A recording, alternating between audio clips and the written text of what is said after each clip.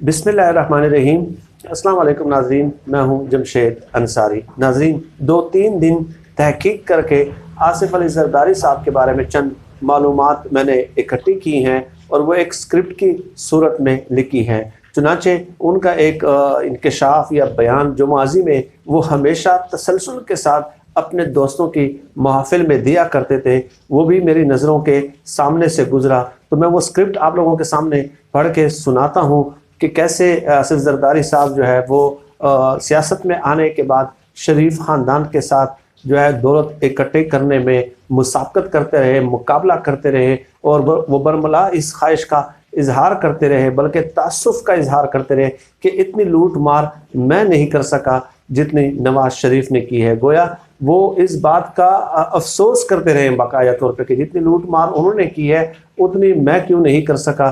तो ज़रदारी साहब की और नवाज शरीफ साहब के करप्शन में फ़र्क क्या है, बुनियादी तरीक़ेकार में क्या फ़र्क है, वो भी मैं आप लोगों की खिदमत में पेश करता हूँ। साबिक़ सदर आसिफ अली ज़रदारी अपने करीबी दोस्तों की महफिल में अक्सर ये कहा करते थे कि मैं आसिफ अली ज़रदारी दौलत में नवाज शरीफ का मुकाबला नहीं कर सकता। आसिफ अली ज़रदारी को शायद बहुत पहले ही इस हकीकत का इदराक हो गया था कि अगर सियासत करनी है तो नवाज शरीफ के मुकाबले में दौलत भी इकट्ठी करनी होगी। चुनांचे ज़रदारी ने लूट मार के वो रिकॉर्ड कायम किए कि करप्शन सबको बाकायदा नज़र आने लगी और कौमी लीडरों के इस तर्ज अमल ने अवाम को भी करप्शन की राह पर लगा दिया। आसिफ अली ज़रदारी ये जुमला मजाक में नहीं बल्कि अफसुर्दगी के साथ कहा करते थे, क्योंकि दौलत इकट्ठे करने की हिरस उनकी भी पुरानी है और वो ज़िंदगी के बहुत से शॉर्टकट और बेपला दौलत इकट्ठी करने के बावजूद आज तक अपने इस एहसास कमतरी को ख़त्म नहीं कर सके कि उनके पास नवाज शरीफ जितनी दौलत क्यों नहीं है। ये उनका एहसास कमतरी है। गो के उन्होंने भी करप्शन की बहती गंगा में खूब हाथ धोए हैं, लेकिन वो आज भी इस एहसास कमतरी में मुब्तला हैं कि वो नवाज शरीफ साहब जितनी दौलत इकट्ठी क्यों नहीं कर सके। खैर, आगे चलते जाए। नवाज शरीफ को जिस तरह किस्मत का धनी कहा जाता है, कुछ लोग कहते हैं, क्योंकि वो नवाज शरीफ साहब को जिस तरह वज़ीर ख़जाना पंजाब बनाया गया, उसके बाद वज़ीर आला पंजाब बनाया गया और उनके लिए ग्राउंड तैयार किया गया, वो पूरी तारीख़ है पाकिस्तान की सियासी हिस्ट्री और उस पर कई किताबें लिखी जा चुकी हैं। वक्तन फ़वक्तन वो चंद पहलू मैं आप लोगों की खिदमत में पेश करूँगा कि एक शख्स जो मतलब वो कतन वज़ीर-ए-आज़म बनने के काबिल भी नहीं थे, और ये बात मैं नहीं, बहुत सारे राइटर्स कहते हैं, ठीक है, और वो किताबों में है, वो किताबें मैं आप लोगों की खिदमत में पेश भी कर दूँगा। तो वो वज़ीर-ए-आज़म 3 दफ़ा बन गए, तो ये किस्मत का धनी ही उनको इसलिए कहा जाता है। लेकिन जैसे नवाज शरीफ को किस्मत का धनी कहा जाता है, इस तरह आसिफ अली ज़रदारी को भी कहा जाता है। बेनज़ीर भुट्टो से शादी ज़रदारी की किस्मत बदलने का आगाज़ थी। शादी से पहले चंद 100 एकड़ ज़मीन का मालिक ज़रदारी एक रिवायती किस्म का बिगड़ा हुआ वडेरा था, लेकिन बेनज़ीर भुट्टो से ताल्लुक़ ने उसे बेपनाह नवाजा, दौलत, साथी, अवाम और इक़्तिदार। लेकिन ठीक है, लेकिन बदकिस्मती से दौलत में कहने वाले ज़रदारी से कुछ भी नहीं संभाला गया और उन्होंने कुछ सबक हासिल नहीं किया वाक़यात से, सियासी वाक़यात से, सियासी तारीख़ से। बात खैर किसी और तरफ निकलती जा रही है नाज़रीन। अब एक परसेप्शन है, जो लोग कहते हैं कि ज़रदारी साहब जो है ना सियासत में आने से पहले भी, जो पीपल्स पार्टी के रहनुमा भी देते हैं, कि बहुत ज़्यादा वडेरे थे और बहुत ज़्यादा मतलब जायदाद के मालिक थे। तो ये गलत परसेप्शन है। ज़रदारी साहब ने सियासत में आने के बाद ही ये सब कुछ बनाया है। वो मैं आप लोगों की खिदमत में पेश करता हूँ कि पाकिस्तानी सियासत का गॉडफादर बनने से पहले ज़रदारी के पास कुछ नहीं था। ये सब पीपल्स पार्टी ने दिया। सिंध के साबिक़ वज़ीर आला लियाकत अली जतोई, वह भी आज भी मेरे ख्याल में हयात है, लियाकत अली जतोई के बकौल हाकिम अली ज़रदारी के पास 150 एकड़ ज़मीन थी, सिर्फ 150 एकड़ ज़मीन हाकिम अली ज़रदारी साहब के पास। ये जो कहते हैं ना कि ज़रदारी साहब जदीद पुश्ती नवाब है, वडेरे हैं और इतने जायदादों के मालिक हैं।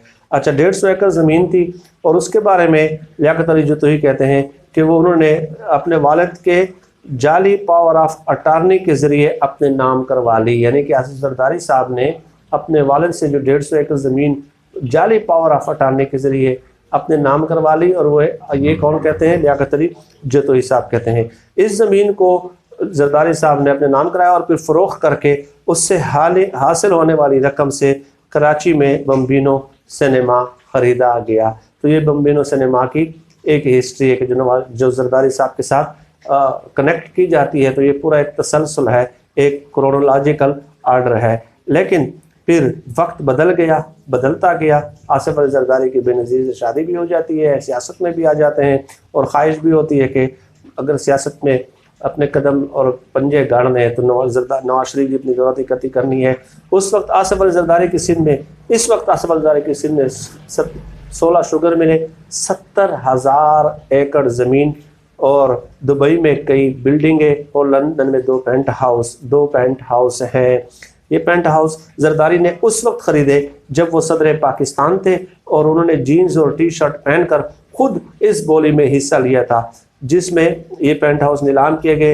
ये जरदारी के असासों की हल्की सी झलक है। ये ज़रा एक वीडियो में तो इसका अहाता नहीं कर सकते, 25 वॉल्यूम JIT के इस पर बन चुके हैं, लेकिन मैं वो चीज़ें आप लोगों की खिदमत में पेश कर रहा हूँ जो आज तक सामने मेरे ख्याल में बहुत कम लाई गई है।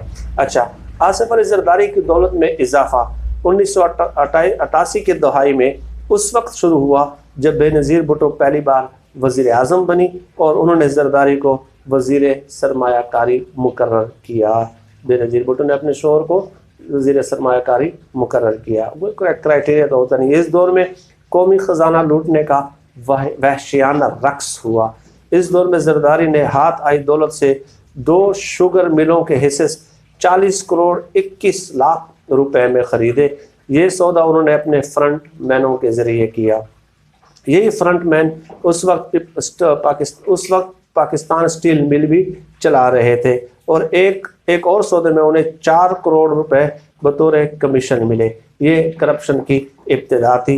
सरकारी मंसूबे में खुलेआम कमीशन लेने के बाद जरदारी को मिस्टर 10% और बाद अज़ां मिस्टर 30% के नाम से जाने लगा। अब जरदारी साहब को बम्बिनो सिनेमा के साथ जरदारी साहब को मिस्टर 10% क्यों कहा जाता है, मिस्टर 30% क्यों कहा जाता है, ये पूरी उसकी हिस्ट्री है। और ये भी कि आप लोग देख लें कि ये जो दावा किया जाता है कि इतने जायदादों के मालिक हैं और इतने बड़े नवाब और वडेरे हैं, तो ये उसकी हकीकत है आप लोगों के सामने जो मैं पेश कर रहा हूँ। जरदारी की दौलत इकट्ठी करने की ये इब्तदाई दौर की कहानियाँ है। इस वक्त जरदारी को दौलत इकट्ठी करने का क्रेज़ अपने नाम पे था।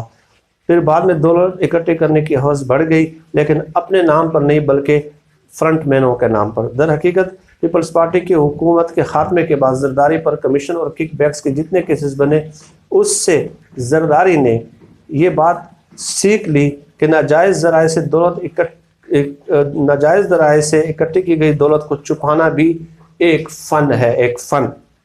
कमाल तो यह है कि करप्शन की जाए, कमीशन खाया जाए, लेकिन किसी को पता भी न चले। गोया आसिफ अली जरदारी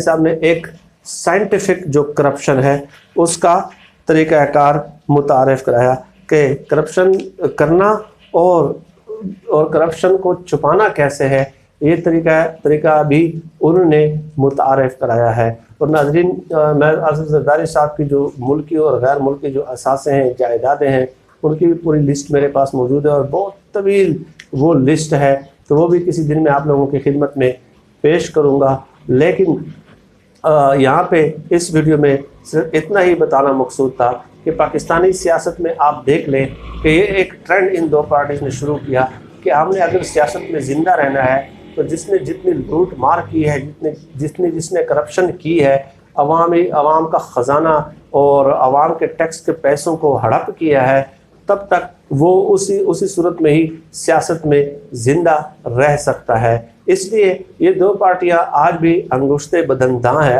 आज भी हैरान है, परेशान है, वर्ता हैरत में है कि कैसे एक थर्ड पार्टी जो है ना वो एमर्ज होती है और मुल्क की सियासत नामे पे छा जाती है, लेकिन उनके लीडर का यानी कि इमरान खान साहब का बराह रास्त ये मोटो कभी भी नहीं रहा, न कभी है कि वो इन दोनों के साथ दौलत कमाने में, करप्शन लूट मार करने में जो है वो मुकाबला करे। ये बात इमरान खान साहब के मुखालिफिन भी तस्लीम करते हैं। खैर, इस वीडियो का मकसद मेरा इतना ही था कि मैं आप लोगों के सामने ये एक नया एस्पेक्ट जो है पाकिस्तानी सियासत का एक भयानक रूप आप लोगों के सामने पेश करूं। बाकी मुल्क की सियासी मामला पे रोज़ आपसे मुलाकात होती है, आपसे बात होती रहती है।